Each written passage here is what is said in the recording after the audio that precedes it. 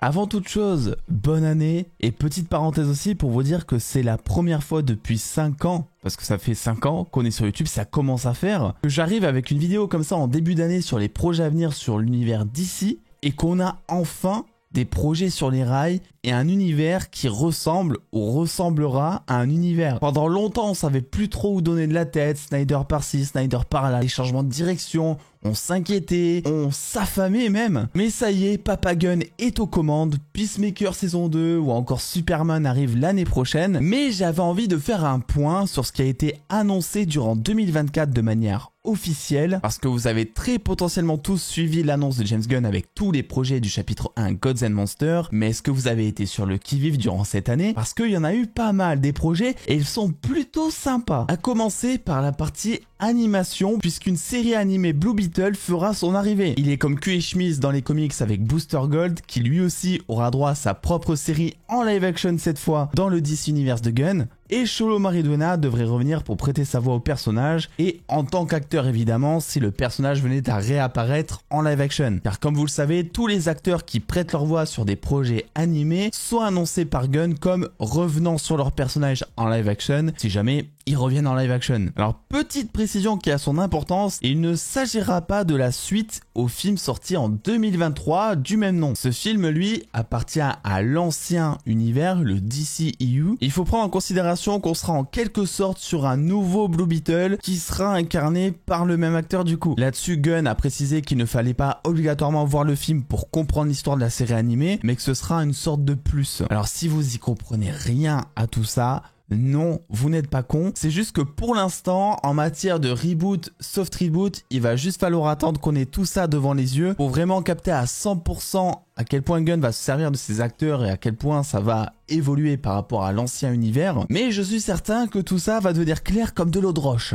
Même histoire d'ailleurs pour Peacemaker, vous avez sûrement pas raté la news, je la rappelle puisque certains se posent la question. Jason Momoa sera Lobo dans le DC Universe de Gunn. Et Gunn récemment avait précisé qu'un seul acteur ne pourrait pas jouer 2 personnages différents dans ce même univers. Et avait précisé que la scène de fin de Peacemaker saison 1 ne serait pas canon au nouvel univers DC. Autrement dit, ce Blue Beetle et cet Aquaman n'existent tout bonnement pas dans le DC Universe. Voilà, petite parenthèse pour clarifier tout ça et partir sur de bonnes bases pour le reste de la vidéo. Juste après que vous vous soyez abonné, parce que regardez-moi ça, regardez comment on commence cette année 2025. Vous êtes encore beaucoup trop nombreux à regarder les vidéos sans être abonné. Alors, on s'abonne, on active la cloche et on commente le mot canon en commentaire, histoire que je vois ceux qui sont arrivés jusque là. Évidemment, Creature Commandos a été renouvelé pour une saison 2. Et je sais pas quoi vous dire d'autre, mis à part que c'est la suite de la saison 1. Et là, je sais, vous avez encore plus envie de vous abonner avec cette info masterclass. Parce qu'au moment où je tourne tout bonnement, la saison 1, elle a pas terminé sa diffusion. Donc je peux pas vraiment sortir des théories de mon chapeau, voilà. Ah, et même si c'est hors DC Universe, on a la saison 3 de My Adventures with Superman qui a aussi été annoncée. Ça aussi, j'ai jamais regardé parce que les dessins m'ont jamais attiré et ça fait partie de ma longue liste de choses à faire durant cette année 2025. Donc là aussi, je vous en parlerai sûrement un peu plus tard. Et pour ceux qui sont curieux, c'est dispo sur Max. Enfin, passons au plus croustillant, les films et séries en live action. On a déjà pas mal de projets qui sont annoncés par James Gunn depuis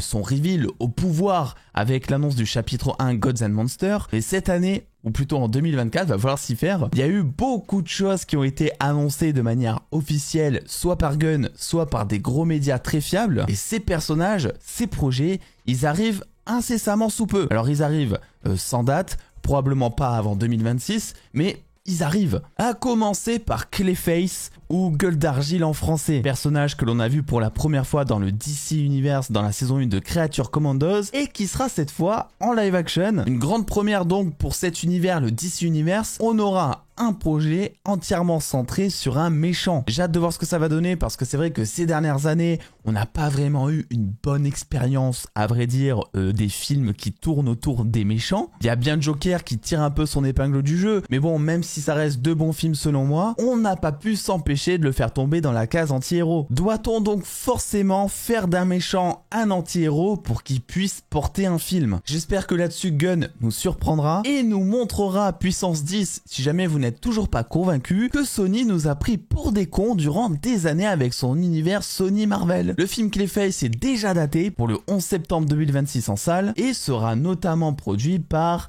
Matt Reeves. Alors là, il y a des théories qui visent à dire que vu que c'est produit par Matt Reeves, finalement ce film Clayface, il serait canon au Batman de Robert Pattinson et que le projet de Gunn, c'est de canoniser le Batman de Robert Pattinson dans le DC Universe. Et là, on rentre dans la théorie du complot et pour l'instant, rien de très factuel, même pas l'ombre d'un indice sur cette théorie. Officiellement, Clayface est prévu, pour l'instant au moment où je tourne, pour être un film du DC Universe de Gunn, donc quelque chose de bien séparé de l'univers de Matt Reeves. Mike Flanagan sera en charge de l'écriture pour un film qui se voudra sous un ton de tragédie horrifique, dans cette volonté de Gunn de proposer tout un éventail de genres différents dans son DC Universe. Et franchement, il y a de quoi faire, car Clayface, c'est l'histoire d'un acteur raté, Basil Carlo, qui voulait briller à Hollywood, sauf qu'un accident l'a transformé en une espèce de pâte à modeler vivante capable de prendre n'importe quelle forme. Il peut être toi, ton voisin, même ton fauteuil. Mais au fond, il est très malheureux, il déteste ce qu'il est devenu. Tragique et seul, il cherche désespérément à être aimé pour autre chose que son côté flasque et gluant. Mais Batman, lui, préfère lui casser la gueule. Et ça, on adore. Tout comme les Teen Titans, on les adore. Bon, j'avoue, la transition est grave éclatée, mais j'avais pas d'inspi. De toute façon, vous êtes pas là pour mes transitions aussi. D'ailleurs, je change le mot, mettez transition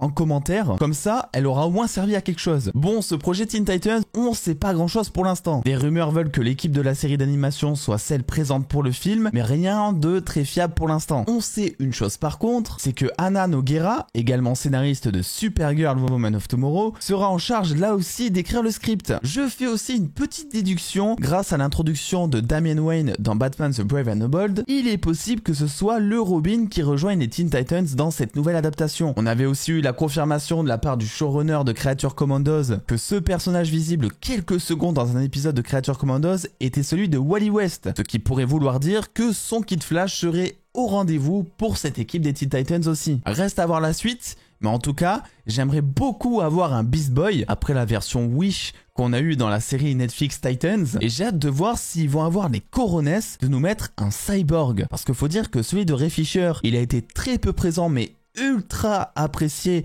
suite à tous les déboires qu'il y a eu autour de l'affaire Snyderverse. Mais après tout, tu te dis, s'ils ont pu le faire pour Superman et tout recommencer de zéro, bah ils vont pouvoir le faire avec Cyborg en vrai. On continue la liste des projets officiellement annoncés et je vous ai menti les gars. Tout à l'heure, je vous disais que j'en avais terminé avec l'animation, mais là ça compte pas parce que c'est un film qui sera dans le DC Universe de Gunn et qui teaserait potentiellement la venue de ces mêmes personnages présents dans le film en live action. J'ai nommé Dynamic Duo. Bon alors, un film d'animation Dynamic Duo, on va pas se mentir, quand on connaît pas, ça sonne un peu comme un cauchemar, genre une prochaine saison de Riverdale officiellement annoncée. Il y en a qui se rappellent de Riverdale ici, tiens, écrivez-moi Riverdale aussi en commentaire, c'est le mec qui abuse pas trop de la zone commentaire. Dynamic Duo sera le premier film d'animation du DC Universe qui sortira en salle, et déjà vous vous dites que vu que ça sort en salle, ça vient peut-être de capter un chouïa votre attention. Maintenant, si je vous dis que le scénariste du film est le même qui est à l'origine du film Coco ou encore de l'histoire de Buzz l'éclair, là vous êtes giga intéressé. Bon, on n'a pas tellement de précision sur l'histoire, on sait juste une chose, ça va suivre Dick Grayson et Jason Todd quand ils occupaient le rôle de Robin. On s'en doutait donc au moment de l'annonce de Batman the Brave and the Bold, puisque Damian Wayne dans l'ordre de l'arrivée des Robins est le dernier à arriver en date, mais cela veut dire qu'on ira très certainement dans le futur vers un Nightwing et Red Hood,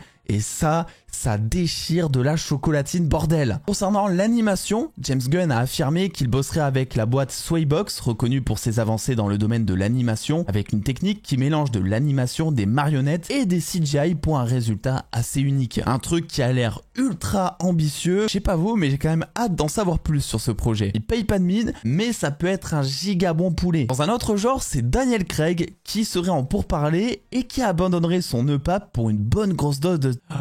C'est trop dur à dire ça à 9h30 du matin, franchement. Pour une bonne grosse dose de testostérone. Il jouerait et porterait un film Sergent Rock, soit le boss ultime de la Seconde Guerre mondiale chez DC. Un sergent badass, cigare au bec, qui mène son easy company à travers des batailles épiques. C'est en gros le mec qui règle tout avec un fusil, des punchlines et une dose de patriotisme bien musclée. À l'époque, il a ramené une vibe sérieuse et réaliste aux comics de guerre, tout en rappelant que les héros n'ont pas toujours des capes. Et si vous vous demandez À quoi ça sert de faire ça? Dites-vous que c'est peut-être aussi ce que vous disiez au moment où Captain America 1 a été annoncé. Un film de guerre et un véritable pari pour Marvel Studios à l'époque de sortir ce film de genre pour un public aussi populaire. D'ailleurs, je vais encore abuser avec la zone commentaire, mais je suis très curieux de le savoir. Combien d'entre vous connaissaient Captain America avant son arrivée dans le MCU? Parce qu'en vrai, sauf si t'es lecteur de comics ou si t'es fan de la première heure à regarder tous les dessins animés, Captain America, c'est pas Spider-Man. Le grand public ne le connaît pas forcément. Pour finir vers le live action cette fois, on a eu des rumeurs depuis des mois et certains gros médias américains en parlent de manière officielle. Il semblerait que l'on ait droit bientôt à un projet live action autour de Bane. Certains parlent d'un duo avec Deathstroke, dont James Gunn a confirmé un jour l'arrivée dans son DC Universe. L'occasion de voir un vrai Bane sur grand écran parce que bon, même si je suis fan de ce que Nolan a fait avec Tom Hardy à l'époque où il jouait autre chose qu'un sans-abri, Bane, on est loin de l'avoir exploité les gars. Tout ce que l'on sait avec certitude, c'est que Matthew Horton, qui a bossé sur le script de Captain America Brave New World, s'occupera de l'écriture du projet. Et pour l'instant, j'ai pas vu Captain America Brave New World, donc je sais pas vraiment si c'est un gage de qualité de vous sortir ce nom. Alors dites-moi vous en pensez quoi de tout ça? C'est pas un plaisir d'avoir une grosse vidéo d'ici comme ça,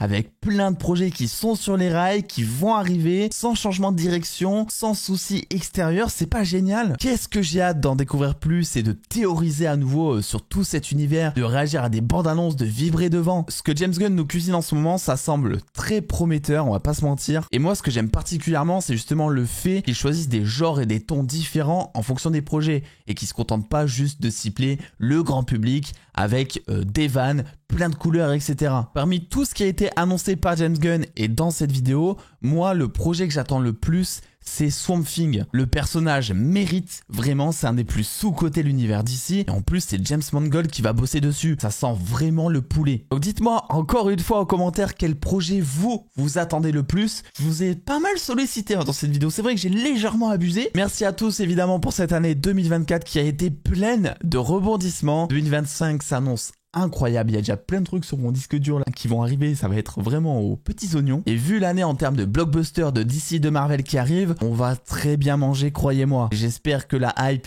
va continuer du côté de chez DC et j'espère qu'elle va redémarrer chez certains concernant le MCU. Je vous fais des bisous et vive la chocolatine.